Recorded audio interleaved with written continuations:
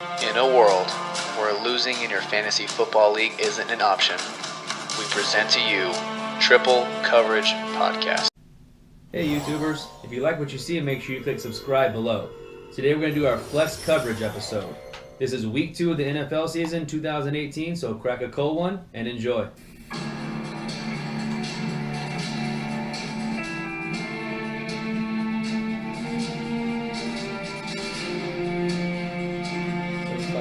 In a world where losing in your fantasy football league isn't an option, we present to you Triple Coverage Podcast. Just don't disappoint me, man. I will burn this jersey in my backyard as soon as that happens. I mean, I'll do that the first night we knocked out of the playoffs, we get swept or something, it's getting burned. Colin says 69%. Yeah, can I change my answer to 69%? Big rock fan. About 69% roughly, give or take. Something that a 10-year-old kid wants to make a joke about or something. Right. Because fantasy football's serious, guys. And I am serious when it comes to flex coverage. I'm dead serious about it. Welcome to Triple Coverage Podcast. My name is Jay Up. I'm here with my brother James. What's up, YouTubers? What's up, iTuners? Is it iTuners? What about Stitchers? What's up, Stitchers? You don't have to change that. Podcast addicts? Yeah, addictors. Okay, so we're here on a Saturday. This is for our flex coverage. Going into week 2 of the NFL season, we saw a lot of exciting games in week 1. We did. A lot of high-scoring games. Were you surprised at the high scoring? I think that I wasn't surprised. They set a record for most penalties called in a week 1 game, I think. That's why. Since 2001, I think it was. Well, but it was ridiculous. Rule changes. I felt like, from what I saw, there was a lot of roughing the passer. Yeah. So, which is good. Anytime protecting the quarterback, but the one rule I don't like is when they hit the quarterback a little bit low. But you have a guy, a defensive lineman, let's say he's 280 pounds. He's going full speed with the guy that's blocking him. He gets by the guy. The guy happens to push him forward or push him down, and he falls into the guy. Mm-hmm. Now, he falls and hits the quarterback. Where is he supposed to go? He's 280 pounds. He's 6'4", and he's getting shoved from behind from another 300-pound lineman. And you're expected to somehow tuck and roll out of not touching the guy. I saw it with Stafford, saw it with Derek Carr. I saw it all weekend. These third and longs, like 3rd and 12, 3rd and 15, and these guys are getting hit in the ankle or the knee, and they're calling roughing the passer on that. And I'm thinking, what was this guy supposed to do? How is he supposed to avoid that? I understand they're trying to protect the quarterback, which I agree, because the quarterback is the engine that runs the whole entire thing. But dude, it's not touch football. It's but not the other thing football. that bothered me too is when the guy gets a clean sack, and if he puts too much weight, and they say he's like weighing down on the quarterback, like with his weight, then they can also call roughing the passer. I saw that on 2 different instances. That's the Aaron Rodgers rule. And I was like, like I don't know. To me, that's like a very iffy, like 50-50 call by the referee at that time, like to whether he's putting his weight down on the quarterback or if he's just like kind of letting up a little bit. To me, that's very questionable. Everything is split-second decisions from the quarterback play to the reads to the if you're going inside, outside. All of a sudden, you get pushed from behind and you're 290 pounds. I just don't see how they're going to avoid this. So if they're going to keep calling it like this, then we're going to see a lot of high scores, which is good for fantasy football purposes, and it's even better for your flex spot because these guys that maybe weren't relevant now get extra opportunities left and right from all these damn penalties. Give me the overs. Give me the overs. I hate betting unders as it already is. Now I love betting the over even more. So today we're going to draw a couple of names out of a hat, or in this case on the table. We're going to try to not look because a lot of these names are kind of showing. But as soon as we pick a name, we're going to have to argue why you should start this guy in your flex, or if he does have a good matchup. These are all guys that finished outside the top 24 in their respective positions. So these are all possible plays for week 2. Correct? Yeah. These aren't necessarily they finished outside the top 24 in week 1. Well, no. But like drafted wise, right, these are probably like your number 3 or 4 receivers and running backs. Correct. So you want to draw? Let's draw. Not looking here. Go ahead.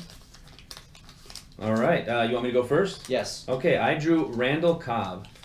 Now this is a guy that obviously week 1 was maybe a flex start if you were kind of thin on receiver. He's probably your 4th receiver on some teams as far as like a 12-team league goes. And this week, he plays at home against Minnesota. So, to me, the whole question mark is Aaron Rodgers. Is he 100% healthy or is he not? Like, Cobb had a good game, but let's face it. Like, he had a 75-yard touchdown catch and run that was basically sealed his deal for a good game. Otherwise, he just had a very But he is the number 2, though. And he is the number 2. But every receiver looks good when you have Aaron Rodgers in there. Yep. Will Aaron Rodgers be healthy? I don't know. I'm going to assume he's playing. Let's just say he's playing. Okay. I like Cobb in the flex spot if he's playing. I do too. Because I think that you're going to put the number one corner, Xavier Rhodes, on Devontae Adams. Okay, so now if it isn't Aaron Rodgers, let's say, he does miss time, are you rolling him out there with Deshaun Kaiser? No. Deshaun Kaiser looked terrible, and that wasn't even against a defense. I mean, Chicago's defense is good, but they're not Minnesota's caliber. Okay, so for me, I think that this game's going to be high scoring for your Minnesota at Green Bay. I think it could be a high scoring game, even though Minnesota's defense is great. If, like you said, Aaron Rodgers does play, I want every piece of the Packers offense I can get. Right. So I will be starting Randall Cobb. If Aaron Rodgers, for some reason, does take a week or two off, then yes, I'm not playing Cobb. The only one I'd be playing there is Devontae Adams. I may start Cobb over Jamal Williams if I had that decision. Okay. In my flex spot, if I had to roll with either Jamal Williams, the running back, or Cobb, I might roll with Cobb over Jamal Williams in that spot because if Rodgers does play, I think he's going to be playing from the shotgun a lot and the pistol formation. So he doesn't get hit. And I think that they're going to use whatever running back they go with to help block a little more. Like clearly they're going to get running, they're going to get running opportunities, but I think he's going to be in there to block more for extra protection on Aaron Rodgers. I can see that. I pulled Peyton Barber from the Tampa Bay Buccaneers. He is playing at home week 2 against the Philadelphia Eagles, who probably has a top 3 or 4 rush defense. Mm-hmm. I don't love it. I'll tell you that. Ronald Jones didn't play week 1. He was inactive, and Barber only rushed for 69 yards, and they put up 48 points against the Saints. Everything just happened to come through the air, and Fitzpatrick himself.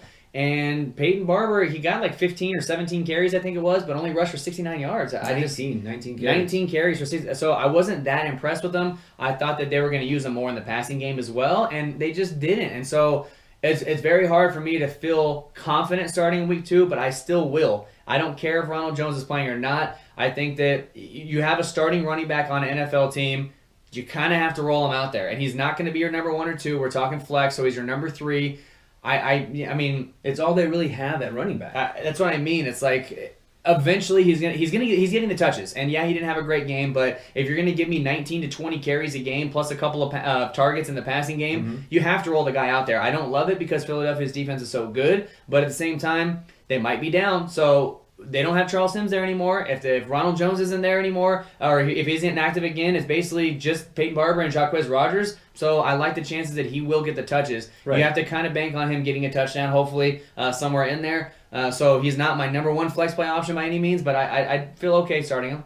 Yeah, I feel okay starting him between the two. I like Randall Cobb more. I like Cobb more than Peyton Barber if he is in that situation. Me as well. Okay.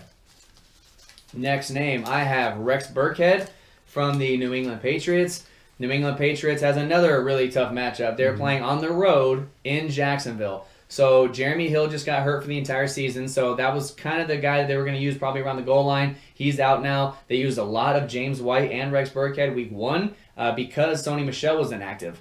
So I don't know if Sony Michel's playing this week or not. I think he is. But I think he's going to be active, yes. So I don't like the matchup again. I mean, he's playing on the road in Jacksonville, and Jacksonville's defense, again, is probably one of the top 4 defenses in the league. So both names that I got, you kind of have to play Burkhead. I'm sorry, you have to play him. I don't love the matchup, but the way they used him week 1, you kind of have to roll out that guy. If anybody in your flex spot is going to get a minimum of 10 to 20 touches a game, you have to roll him out there and hope that he breaks one for a touchdown, maybe gets a couple of targets, a couple of catches in a PPR league. So I will roll out Rex Burkhead, but again, I'm not a gigantic fan on the road in Jacksonville. And Burkhead got 3 targets as well, so they'll use him in the passing game, but to me, the overwhelming stat for Burkhead was 18 carries. 18 carry, but that's okay. Now, all of a sudden, you insert Sony Michel. Even if you play Sony Michel, either they're going to play him in the Jeremy Hill role, or they're going to let him get some touches. And if they do, maybe he only gets 6 or 7 touches, but that's probably 6 or 7 touches he's going to take away from Burkhead. So just be careful that Burkhead might only get 10 to 15 carries this week and maybe only get 3 or 4 targets again. To me, I think he takes Hill and maybe even some of James White's carries. That's what I think as well. So but if Michel gets 10 touches, which I think is reasonable, I still think Burkhead gets minimum 15. Burkhead to me is going to get the bulk of the carries regardless, or bulk of the touches regardless. I think he's the number 1 guy there. I think number 2 at this moment is James White. Number 3 is Sony Michel. But as far as starting him in my flex spot and expecting this gigantic game, you kind of have to hope for a touchdown or that Brady, dumps the ball down to him a lot. Right. So again, who do you have? Who am I going against? I have Chris Thompson. Chris Thompson. I don't even care. I don't need to hear anything. To me, Chris Thompson is the ultimate flex guy. Yeah. Where he kind of dropped in ADP. He's not 100%, Jay. Yeah. But Jay, he's not 100%. Yeah, he said he wouldn't be 100% in November. So if this is what he's doing and he's not 100%, what is he going to do in November? Is he going to rush for 100 yards and receive for 100 yards every game? 100% till November. 100% till November. Just to kick back his stats from last week, it wasn't like it was all passing.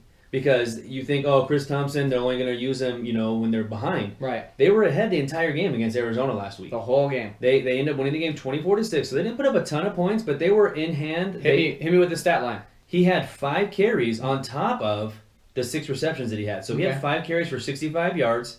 So he was using the rushing game as a backup to Adrian Peterson, who also had 26 carries. So it wasn't like they took carries away from Peterson. Right. They just tried to limit him to not get 30 because it was his first game back in a while. I think they're using him as a change of pace back, which is great because Adrian Peterson's that big bruiser. Then you throw Chris Thompson out there, and it might be 3rd and 6. Are they running Chris Thompson? Are they throwing it to him? So I love the fact that they can kind of put him as a change of pace back to give Adrian Peterson a break. He's not taking any significant carries away from him, but for you, it's just added bonus because you're playing Chris Thompson to get your catches. You're not playing him to get 10 or 15 carries. You're playing him to get the reception. So anything he gets in the rushing game, to me, is a bonus. And he had 7 targets. Love it. And he caught 6 of them for 63 yards. You have Alex Smith as a quarterback there now, so he's very accurate. So when he's giving you these targets, they're all going to be short routes and quality targets. It plays right to Alex Smith's hands. I love it. He dump off City. Who are they playing? And they're playing the Indianapolis Colts. Gets even better. They're playing at home against Indy. Indy's defense is one of the weakest defenses in the league, which is their home opener. I love Washington right now has 2 guys that you yourself are going to be playing in your flex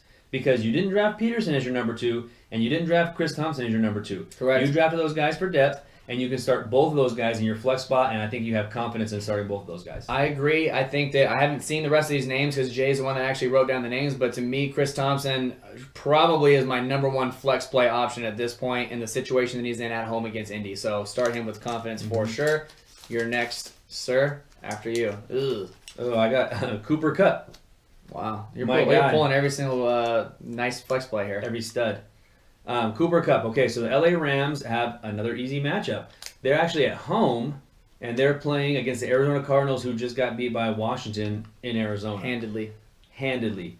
So Cooper Kupp, to me, I'm looking right now to see if he was the leading target for receptions for week 1. I don't believe so. He was. Oh, he was? Him and Robert Woods both had 9 targets. Wow. To me, this is an easy matchup. He's not going to see Patrick Peterson. He's going to be in the slot. Correct. And it's going to be another situation where, they're going to be, even if they get the lead, like you saw last night, or you saw Monday night, even if they get the lead, they're going to use Gurley, and they're going to use those short passes to Cooper Kupp, and every once in a while they take a shot downfield with Brandon Cooks or Robert Woods. Right. So in a spot where you're getting PPR points, I'm going to take Cooper Kupp every time. I started Kupp in every league I had in week 1. And I feel very confident using him in the flex in week 2 against this Arizona defense, especially with the home game in LA.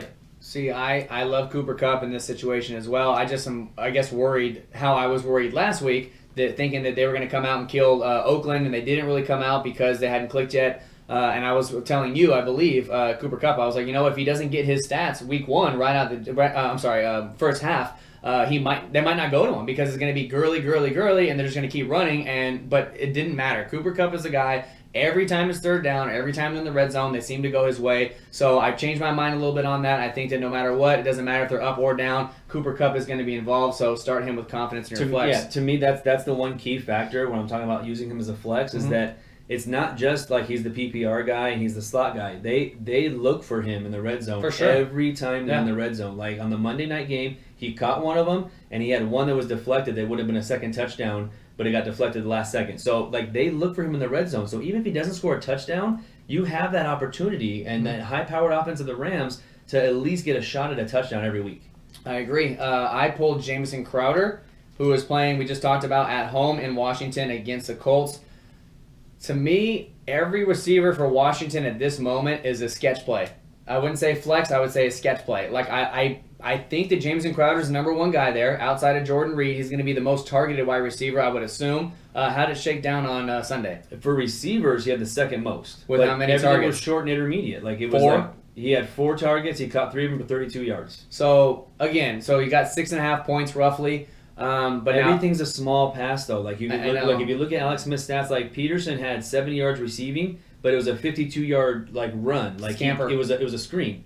So like you look at everything, and the averages are very small. Like everything's like short, intermediate passing, which can help Crowder because they're not doing short intermediate to Paul Richardson. No. And they're not doing that to Doxson. No. So it's like if they come in with a game plan to try and stop Jordan Reed, say, it could be a Crowder game where he has a game like Reed had last week where he had 4 for 48 and a touchdown. It could be like a Crowder type thing. I know. I don't trust him over Cooper Kupp. No, that's not even a question. If you have Cooper Kupp and Crowder, you're starting Cooper Kupp. That's no question for me.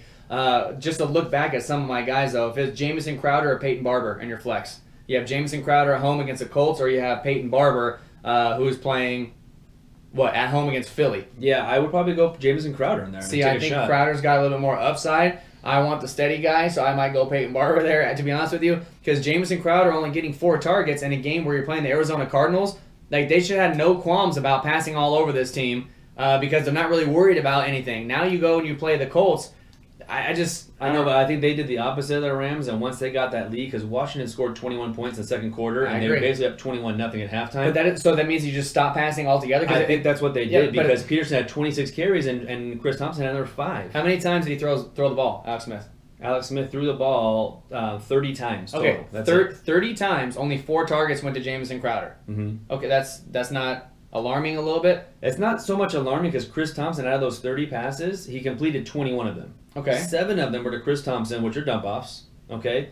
And he had 3 targets to Adrian Peterson, dump-offs, and then all of Jordan Reed's were short passes too. So you those are your 3 first options right there. They're all short passes. I'm just not high on Jamison Crowder. I never have been. I think that he's at an all-time low right now. If you're trying to go out and get him in a dynasty league, I guess now is the time to do it. But if you're talking, he'll give you good games down the road. Right, exactly. You just don't know when he's going to do it. He's like I'm not saying they're the same type of receiver, but he's like a Deshaun Jackson, where week 1 probably didn't play Deshaun Jackson. Week 1, all of a sudden he gets 2 touchdowns and 110 yards on 3 catches. I think you're playing week 2 and he doesn't get you right. And I'm just talking inconsistency. I'm not talking about long passes and whatever. I'm just saying inconsistencies always kill my flex. I want the guy that's steady. I don't want the guy that's a huge upside. So for me, it's Cooper Kupp over Jamison Crowder. Yeah. Right? Yep. All right. Next, is it me first or you? You. I'm gonna get every single Washington Redskin. Adrian Peterson. Oh wow. So Adrian Peterson. There's no argument here. He got 26 carries week 1. I think that Washington takes an early lead against Indianapolis again. I like the way that Andrew Luck looked, and he actually looked pretty good, and they were able to put up a lot of points against the Bengals. So I think that Indianapolis can score, which means that Washington's not going to be just absolutely trouncing them, which means that Adrian Peterson is going to be in the game. He got a couple of targets, which I love to see, but if they're going to give him, we said 15 to 20 carries is what he needs. He got 26 carries. If he gets anywhere near 20 again, I love Adrian Peterson almost as a running back 2 this week playing against Indianapolis. If he's your flex, that's even more of a bonus. There's no other argument I can make, but you're starting him. Yeah, you're definitely going to start him over my guy that I picked, which is Tariq Cohen. Okay. I had high hopes for Tariq Cohen. He's playing on Monday night at home against Seattle. And I still have high hopes for Tariq Cohen for the season. I like him in this spot on Monday night. There's not a whole lot more I can do to convince you to start him over Adrian Peterson, because I would start Adrian Peterson over Tariq Cohen if that was my honesty. I like the honesty. But if you are trying to get that last-second guy on a Monday night and you're in a PPR league, Tariq Cohen's not a bad flex spot. I just wouldn't take him in this situation. He got 5 carries, which I was kind of surprised about, because last year they didn't use him a whole lot in the rushing game. They used him strictly as a receiving guy.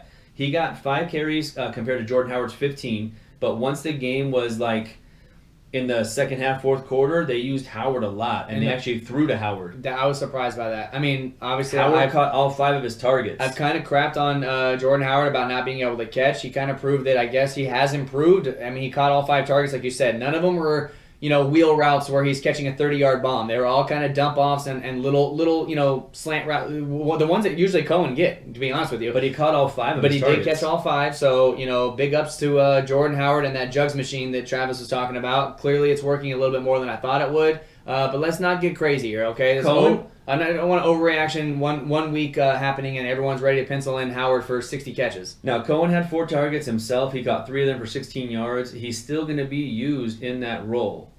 He's not as strong of a play as, say, Chris Thompson? I think that though is due to the fact that the Chicago Bears defense is a lot better. I mean, the Bears defense is well above average. Now you add Khalil Mack to the defense, so you're not going to be down. Like last year, it was a mess. It was a complete mess, and they were giving up points left and right, and they were still playing okay defense. But you're talking about giving up 30 points or 25 points here and there. Now you come into the season with a lot better defense. You add Khalil Mack to that as well. Now you're playing Seattle. It's like I just don't see Chicago Bears being down a lot in this game, which kind of closes the door on Tariq Cohen. I'm not scared off of Cohen for the year, like I said. No, it's just matchups though. Yeah, in this matchup, I don't love the matchup, but if you want to have that, how sometimes you want to have that Monday night guy. If you want to do that and go that route, you just got to temper your expectations a little bit. I don't think he's going to be like a 10 to 12 point PPR guy unless he falls into the end zone somehow. Right. Okay, I agree with that. Want to do one last one? Yeah, let's do one more.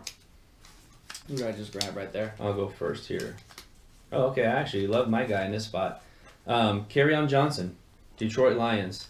Nice. At San Francisco. At San Francisco, which I actually like quite a bit. Now, we don't know for 100% if Blunt is out, even though we're assuming. It did not look good. He got bent way back. His knee was still planted, and his back basically touched the floor behind him. So right. He's not the youngest guy in the world. So if I'm a 30-year-old running back or close to it, and I get bent like that, I'm sure he's not going to be feeling too fresh the next couple of weeks. So I'm starting Kerryon Johnson for sure. Go ahead. We're assuming Blunt's not going to play. Blunt only had 4 carries for -3 yards before he got hurt, so he didn't really do a lot. On that one specific carry, he lost a lot. Oh no, I'm sorry.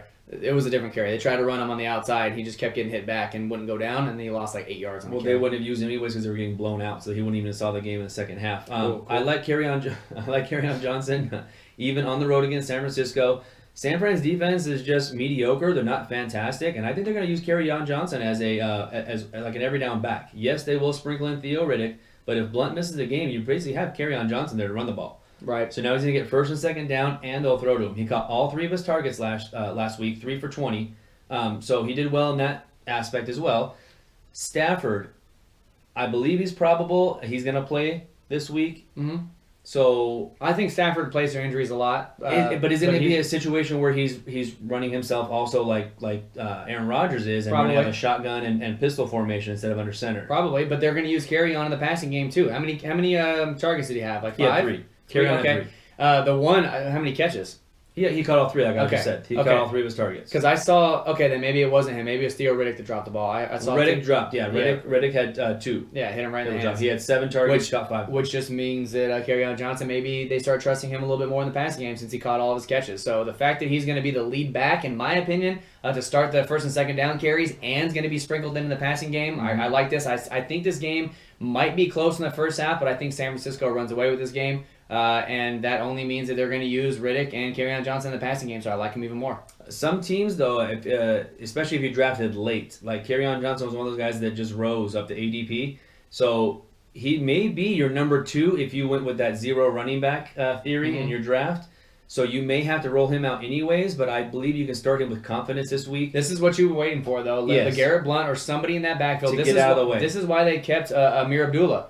I mean, they didn't use him at all, did they? They made him inactive. Okay, he was a healthy inactive. So now, all of a sudden, Blunt's out. They make him active. Now you have Riddick and Abdullah, who know the system very well, and you have Kerryon Johnson. To me, that's 3 dynamic running backs that if they're in the backfield, you don't know if they're running. Are they passing? You can split them out and kind of use them differently. To me, it kind of opens up the offense a little bit more if they want to go that route. Right. Either way, I like the matchup. I think Kerryon's going to have a decent week. I think he will, too, especially if you're using him in your flex spot. I pulled Robbie Anderson, one of my all-time favorites from last year, of me and Travis going back and forth. I think Robbie Anderson is young and he has the talent.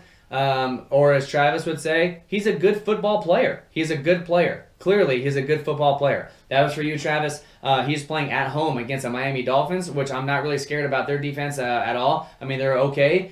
But I didn't really see much out of them that week 1 because all the rain delays and the lightning delays and everything. So I don't know really where they're going to be at defensively, but I love New York Jets offense with Sam Darnold, and that's what it comes down to for me. Here's what worries me about Robbie Anderson, because I'm not off of the Robbie Anderson train, but here's a couple of worries I have. Number 1, the beginning of the season, I asked you before, is that McCown, when McCown was quarterback, he looked at Robbie Anderson a lot. Like that was because Newland wasn't there. Okay, Newland was hurt all year. I understand that, but he keyed on Robbie Anderson. Right. Okay? So now you flash forward to Sam Darnold starting, and I was worried about Robbie Anderson with Sam Darnold starting. Robbie Anderson had one target. He caught it. It was a 41-yard touchdown pass. That was a 50-50 ball that he basically ripped out of the hands of the Lions DB. But that was the only target he got. Quincy Enunwa, 10 targets. I saw that. But to me, that was more of like getting Enunwa involved. To me, Enunwa is going to be the number one, technically, wide receiver there.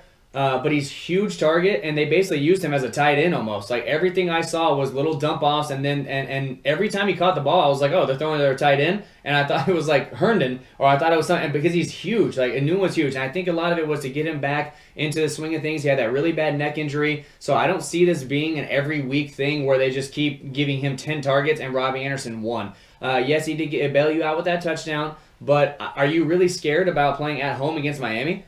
No, Miami does have a shutdown corner, though. They have one. That's going to go. Xavier Howard? Yeah, he's going to go against Enunwa, in my opinion. You think. Okay. But if he doesn't, either way, I'm okay with starting Robbie Anderson as my number 3 receiver. To me, though, I think out of the two, I think I would probably start Kerryon Johnson over 100%, Robbie Anderson. 100%. Kerryon Johnson, Robbie Anderson comes down to that. I'm starting Kerryon Johnson. But sometimes your flex spot's a little bit weaker than that. You don't have 2 good options like that. You might have Peyton Barber and Robbie Anderson. Who are you playing out of that? I probably would start Peyton Barber. So of all the names we said today, Rex Burkhead, Peyton Barber, Jameson Crowder, Adrian Peterson, Randall Cobb, Chris Thompson, Cohen, Kerryon Johnson, and so forth, Robbie Anderson's the lowest of those 8 or 9 names? I might put... Who was the other name I can't see over there? Oh, Cooper Kupp for sure. I might put Robbie Anderson ahead of Cohen. Maybe. And that's it. And to me, he's going to be right with Crowder. To me, it's a 50-50 shot. That's what I think. If you have Crowder and Robbie Anderson, and you need to start one of those guys in your flex. Oof. I'm taking Crowder just because of the matchup against the Colts. Yeah, I think I take just because he has an easier matchup. Yeah, 100%. So I mean, the bottom barrel for us is Robbie Anderson and Cohen, for sure. Top of the pile of the names. I'm just worried because the Jets scored 48 points, and I know you say it was the turnovers and like that, but they scored 48 points, and Robbie Anderson only had one target. Like it wasn't. But they like were he up just the entire game, so they started running the ball the whole entire second half. But it wasn't like they were like they came out and went. The first quarter they went to Enunwa a lot. I don't know. It doesn't break it down for us by quarter, and we're just kind of going off the cuff here. But that first quarter, they had to throw him the ball at least 5 times. Like every time I saw somebody catch the ball, it was Enunwa that first quarter. But then in the second half, they started running the ball with Crowell and Powell and everybody else, and they just stopped throwing the ball because they didn't need to. And then Robbie Anderson's touchdown wasn't in the first half. That was late. So I don't know. I mean, I can't put too much into the fact that he only got 1 target. I know it's kind of scary. You're playing a guy in the flex that only got 1 target, but I don't know. It just doesn't scare me that much. Out of the 10 guys we named, he's probably him and Tariq Cohen at the bottom. Who was the top of the names today? Chris Thompson? I would say for me it's Chris Thompson and Adrian Peterson. Adrian Peterson, Chris Thompson, yeah. Yeah, I like both of those guys. And then right below them, I like Rex Burkhead, and I like Cooper Kupp right below them. Yeah. Okay, we can agree. All right. Anybody else you want to talk about? 27 minutes. You want to pull one more or wrap it? Yeah, let's pull one more. There's only 3 names left. No, there's 4. Oh. Who's that? No, that's Robbie Anderson. Oh, that's one you just pulled. Okay. All right, I pulled Chris Carson from the Seattle Seahawks playing on Monday night at Chicago. Mm-hmm. Do not love that matchup at all. They actually used Rashad Penny quite a bit. I thought they were going to use Chris Carson a lot more, but Chris Carson had a nice run that kind of got me a little bit excited to see him. He was on the back was against his own goal line, like on the 4-yard line. Comes out around the side, and it's just him and a cornerback one-on-one, and instead of running him over, he jumped over him, made a super athletic play, and ended up getting like a 19 or 18-yard gain, I think, on it. Maybe it's 13 yards. I don't know. But coming around the corner, one-on-one, I'm thinking, he's going to run right over him. He jumped over him, surprised everyone. He looked awesome. I think that Chris Carson is going to be a viable option as long as he does stay healthy. I just don't love the matchup on the road against Chicago, coming off that devastating loss with Aaron Rodgers coming back and getting that comeback win, or for the Bears' comeback loss. So I don't know if the Bears are going to come out pissed off and want to prove a point, or if they're going to be dejected coming off that loss and getting the air kind of kicked out of them. So I don't love Chris Carson, but he is a starting running back there in Seattle right now, and if he's your number 3 running back, I guess I feel okay starting him in my flex. He's just not my number 1 option. Yeah, this is to me like Pete Carroll and his shenanigans. Like this is he loves everybody. Everything's so positive. Like he drafts Rashad Penny, knowing that Chris Carson's coming back from injury, and knowing that Chris Carson actually looked pretty good last year when he did play. He drafts Rashad Penny in the first round, says he can be an every down back, says he can be a 3-down back, and so everyone's all on the Rashad Penny hype train. And then Chris Carson actually looks good in preseason, and Penny doesn't look that good in preseason. And Penny can't block very well. So then all of a sudden he starts hyping up Chris Carson and says Chris Carson's going to be an every down back. So what does this end up being week 1? And I know it's a small sample size, it's only week 1. 50-50? Exactly 50-50. Like to a T. Chris Carson, 7 carries. Rashad Penny, 7 carries. Receiving-wise, Rashad Penny, 5 targets. Chris Carson, 5 targets. Like literally 50-50. The only difference is that rushing-wise, Chris Carson had 7 carries for 51 yards. Penny had 7 carries for 8 yards. Like I said, the Chris Carson one that he broke off, I think it was like 15-yard gain. He had another decent gain. What was his longest run? Like 20-something yards? 24 yards was his longest. So, I mean, Chris Carson's a bigger guy. So, I mean, I trust Carson more than I trust Penny. Me too at this point, just because of the blocking ability and the third down usage and everything else. And especially if it's a goal line, it's probably going to go to Chris Carson as well. And so Carson I do like Carson more than Penny. If you're deciding between Carson and Penny in your flex spot, I'm going Chris Carson for now until Penny can show me otherwise. I may even go Chris Carson ahead of my guy that I drew, which is Jamal Williams. I thought he had an okay game in week 1, but I don't know how much he's going to be used as a running back. I think he's going to be used a lot as a blocker.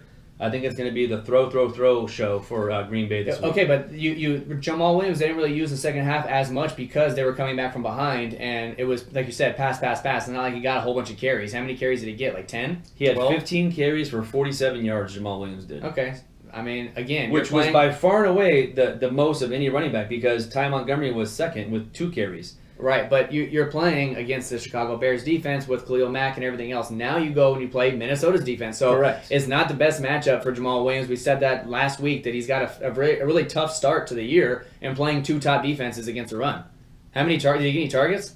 Jamal Williams got 2 targets and didn't catch either one of them. Nice. Ty Montgomery got 3 and caught 2 of them, which we always said that we think he's a better pass catcher than Jamal Williams because he used to be a wide receiver. I just don't see Jamal Williams having a quote-unquote breakout game against Minnesota for this early in the season. I think he's going to be right around where he was before. I think he's going to get you about 50 to 60 yards, and you're going to have to be dependent on a touchdown. And if he doesn't get that touchdown, I don't think he's going to be good in your flex spot.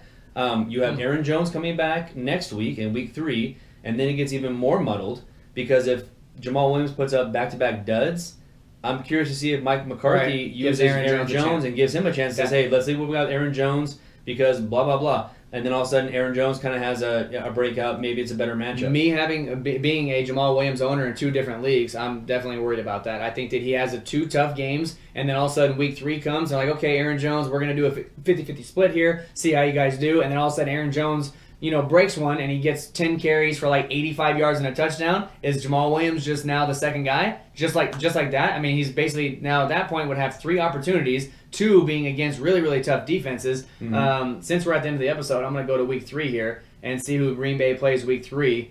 They're playing on the road at Washington. Still not the easiest matchup. I mean, Washington's not a great defense, but on the road. So all of a sudden Aaron Jones comes back. You have Aaron Jones and Jamal Williams playing at Washington.